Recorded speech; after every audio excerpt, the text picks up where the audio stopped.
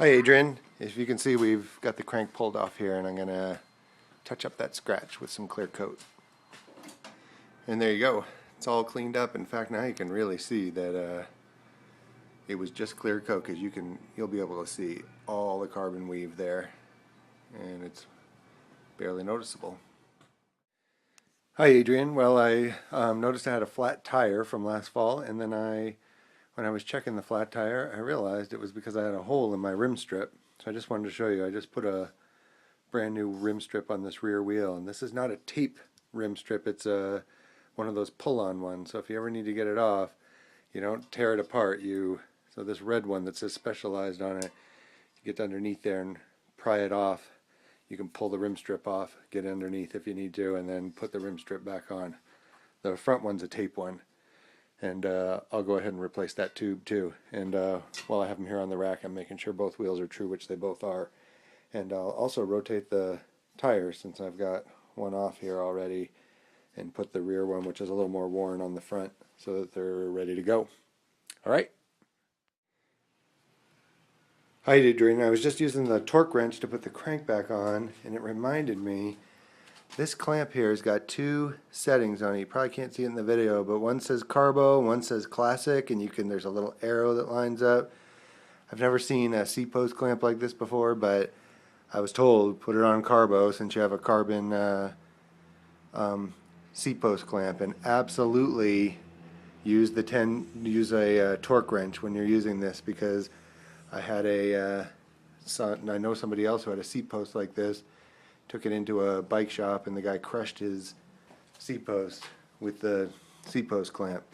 So be very careful at this interface, because obviously this is going to be something you're going to be putting on when you open it up out of the box. And we got it all cleaned up, set up. We're going to build the box over there and get it ready for you. Adrian, as I was thinking about that C-post, I thought of something else. Here's this installation compound that you use to lube the C-post, because I'll be cleaning it off. I have an old half-used one and a brand new one in there, along with the instructions from FSA on that C-post interface and what this special lube does. It's what you put some of this basically on the C-post when you install it. So that'll be in the box with it. You'll know what that is. Hey there, I just wanted to let you know that as I was taking this thing apart, you're not going to be able to see it. I found this little paint chip right there. Yeah, you might be able to see it. Which I'm going to hit that with a Sharpie so it looks black. It's tiny, but thought I'd let you know about it. Okay, I'm about ready to put her here in the box. I wanted to point out a couple things. You don't need to take off the rear derailleur, but I decided to, because it's just sitting against the side of the box. I didn't like that, so I took it out, and I'm going to put two pieces of cardboard on either side of the box. This is the widest part of the box right here, and that'll protect that part right there. And is there something else? Oh, I just fit it into the box, and I'm gonna leave these handlebars kind of just loose and hanging in there. I'll see maybe if I need to zip tie them, but they seem to fit best without kinking any of these cables, just by kind of hanging in there. And they looked like they were in really good shape, just kind of sitting in there, wedged up there like that. I might zip them in once I get them in there. Obviously I need to figure out, I got to get the seat off of there and pad that thing up and get it in there.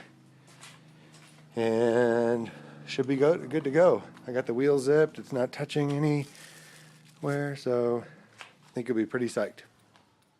There, down in there you might be able to see the extra two pieces I put there on the side. There was also a hole in this box down there, which I've patched from the inside and I'll tape up on the outside.